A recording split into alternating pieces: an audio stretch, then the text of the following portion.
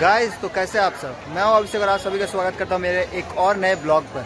Guys तो आज मैं आ गया हूं मनसा मेला। तो मेरे पीछे जो देख रहे हैं आप वो मनसा मंदिर है। मेरे घर के बगल में आसपास में जो सबसे बड़ा मंदिर है ये एक ही है जो सबसे बड़ा मंदिर है और बहुत अच्छा भी है और यहाँ पे बहुत भीड़ भी लगता है। तो गाइस यहाँ पे अभी साउंड बजेगा तो मैं आप सबको कुछ बोल के आप लोगों को एंटरटेनमेंट नहीं कर पाऊँगा। मैं आप लोगों को पूरा मेला दिखाता हूँ, घुमाता हूँ। और अगर आज चैनल पे नए हैं तो प्लीज़ चैनल को सब्सक्राइब कर दीजिए और बेल आइकन को प्रेस करके रख लीजिए ताकि मेरा आने वाला ब्लॉग आप सबके पास पहुंच सके। तो इस वीडियो का एंजॉय लीजिए और लास्ट तक देखिए, लाइक भी कर दीजिएगा। तो मिलते हैं ब्लॉग के बाद।